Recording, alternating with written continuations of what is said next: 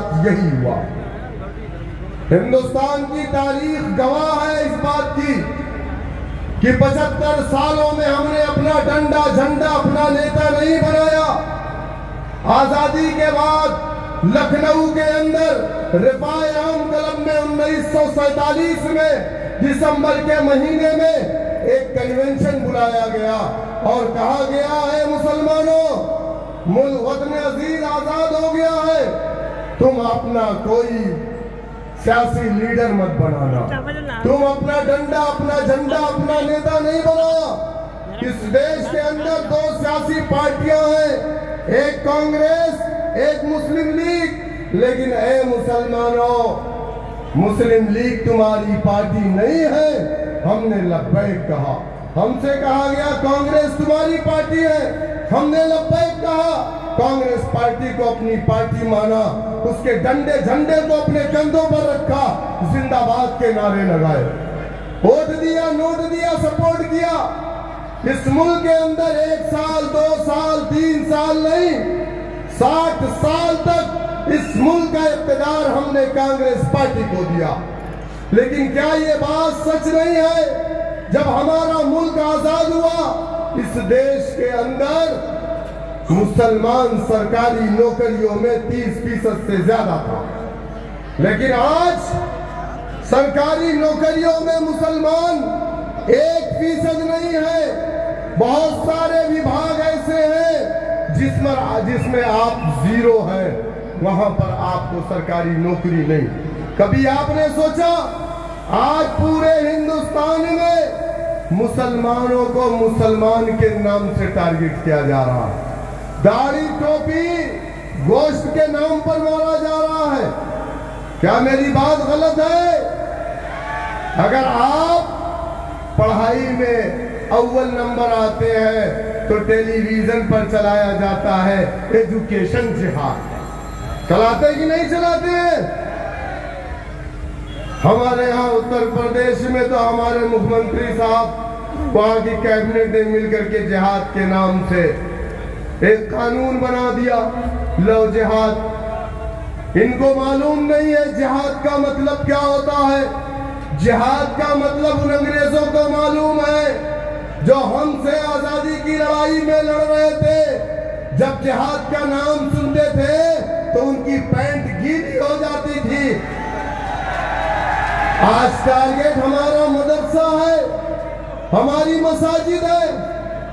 उत्तर प्रदेश में या पूरे हिंदुस्तान में, इसी दिल्ली के अंदर मुसलमानों को नमाज पढ़ते हुए पुलिस वालों ने लात से मारा कि नहीं मारा? और उत्तर प्रदेश के अंदर कांवड़िए 2 महीने तक सड़कों पर घूम रहे थे। नेशनल हाईवे को 2 महीने के लिए बंद किया गया। हेलीकॉप्टर से उनके ऊपर फूल बरसाए गए। अधिकारी उनके पैर में मरहम लगाते थे, उनके पैर को दबाते थे। और कौन कांवड़िए? जो शराब के नशे में, चरस के नशे में, गांजे के नशे में लोगों की गाड़ियों को तोड़ रहे थे। उनसे उन्हें मोहब्बत है। और जिसने इस देश को बनाया है, जिसने इस देश की आजादी के लिए अपने मसाजिद से, अपने मदारिस से जिहाद का फतवा दिया है, इन बीजेपी वालों को उससे नफरत है। मेरे दोस्तों, मेरे बुजुर्गों, कभी आपने सोचा ऐसा क्यों है? कभी सोचा गोश्त के नाम पर हमें क्यों मारा जाता है? हमारी मसाजिद से लाउडर क्यों उतारे जाते हैं? क्या ये बात गलत है कि 24 घंटे कीर्तन होते हैं, एक नहीं 4-4 5-5 लाउडर लगाए जाते हैं, लेकिन हमने कभी एतराज नहीं किया। जबकि सुप्रीम कोर्ट की गाइडलाइन है सुबह 6 बजे से रात 10 बजे तक, उसके बाद किसी तरीके का कोई लाउडर नहीं बजाया जा सकता। बावजूद उसके 24 घंटे हमें कोई एतराज नहीं है, वो भी हमारे भाई हैं, लेकिन हमें एतराज नहीं है, तो फिर तुम्हें क्यों एतराज है? इस देश में 2 तरीके के कानून हैं। एक कानून हमारे लिए इस्तेमाल किए जाते हैं, जिस कानून में हमें सड़कों पर चलने की इजाजत नहीं है, हमें सड़कों पर अगर नमाज पढ़ लिया तो हमें जेल की सलाखें मिलती है, और वहीं दूसरी तरफ 2 महीने हाईवे को बंद करके कांवड़ियों को चलाया जाता है। ये 2 तरीके के कानून क्यों है? इसलिए है क्योंकि इस देश में आपने अपना कोई पॉलिटिकल प्लेटफॉर्म नहीं बनाया। जिस समाज के पास अपना डंडा, अपना झंडा, अपना नेता, अपनी पार्टी नहीं होती है, उस समाज को जमहूरियत में, जमहूरी मुल्क में इंसाफ नहीं मिलता। उत्तर प्रदेश में 4% राजभर है, 6 MLA है, उसकी पार्टी है, उसका डंडा, उसका झंडा, उसका नेता। 11% निषाद है, उसकी पार्टी, उसका नेता, उसका डंडा, उसका झंडा। आपका डंडा, आपका झंडा, आपका नेता कहां है? आप बताओ मुझे। अरे मान्यवर काशीराम पंजाब की सरजमीन से क्यों आए थे? वो इसलिए आए थे कि उनके समाज के साथ नाइंसाफियां हो रही थी, अन्याय, अत्याचार, जुल्म, ज्यादती हो रही थी। जबकि उनके समाज के 131 MP हिंदुस्तान की पार्लियामेंट में थे, लेकिन जब उन पर अत्याचार, जुल्म, ज्यादती, नाइंसाफी हो रही थी तो वो खामोश थे। तब काशीराम उत्तर प्रदेश आए और एक गली में जाकर के क्या कहा, है मेरे समाज के लोगों, अगर तुम ये समझ रहे हो कि हिंदुस्तान की पार्लियामेंट में बैठा SC ST का 131 MP तुम्हारा MP है, वो तुम्हारा MP नहीं है, वो कांग्रेस पार्टी का MP है। अगर तुम चाहते हो कि तुम्हारे साथ इंसाफ हो, तुम्हारे बच्चों को सरकारी नौकरी मिले, तुम्हारी माँ बहनों की इज्जतें न लूटी जाए, तुम्हारे इलाकों में अच्छे स्कूल खुले, तुम्हारे इलाकों में अच्छी सड़कें बने, तो उसके लिए तुम्हें अपना डंडा, अपना झंडा, अपना नेता बनाना पड़ेगा। काशीराम पर लोगों ने इल्जाम लगाया कि ये काशी आया है, ये बीजेपी जब जनसंघ थी, कहा जनसंघ से पैसा पाया है, कांग्रेस को हराने आया।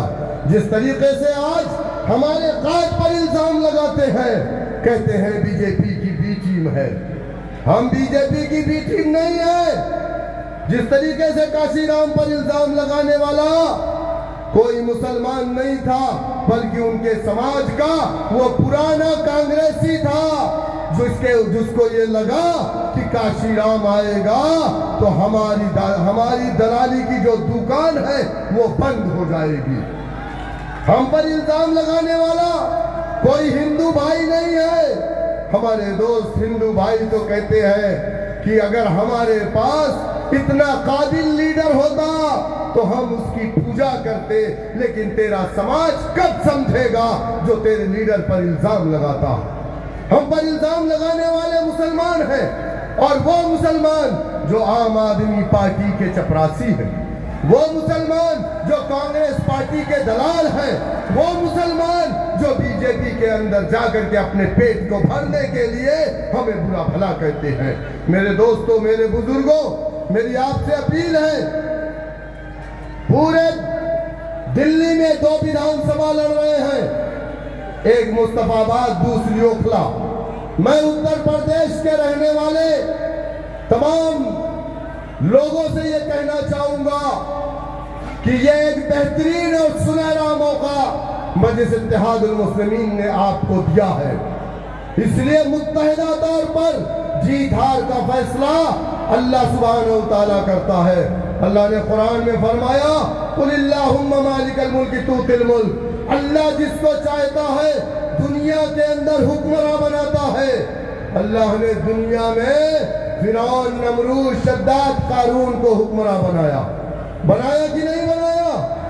लेकिन यूसुफ अलैहिस्सलाम को भी कुएं से निकाल करके मिस्र का बादशाह बनाया कि नहीं बनाया? मेरे दोस्तों, मेरे बुजुर्गों, एक तरफ जितेंद्र है और दूसरी तरफ महेंद्र है, और दोनों खालाजाद भाई हैं।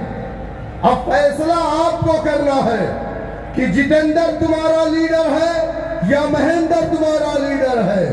एक ये कहता है कि मुस्तफाबाद में नहीं जाऊंगा, वहां का मुसलमान बीजेपी के डर से मुझे वोट डालेगा, और कहता है कि तुम मुझे वोट दो, मैं तुम्हें अयोध्या राम मंदिर का दर्शन फ्री में करवाऊंगा, कहता है ना।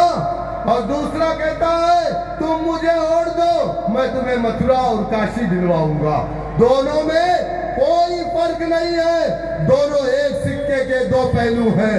मेरे दोस्तों, मेरे बुजुर्गों, मेरी आपसे अपील है, डरना नहीं है, घबराना नहीं है, तूफानों से आंख मिलाओ, सैलाबों पर वार करो, मल्लाहों का चक्कर छोड़ो, तय के दरिया पार करो। आने वाली 5 तारीख को क्या करेंगे, क्या करेंगे? सब लोग एक साथ हाथ उठाइए, क्या करेंगे? पतंग पतंग पतंग जनाब ताहिर साहब को कामयाब करेंगे, बैरिस्टर असदुद्दीन ओवैसी साहब के हाथों को मजबूत करेंगे। बहुत बहुत शुक्रिया। अस्सलाम वालेकुम रहमतुल्लाह।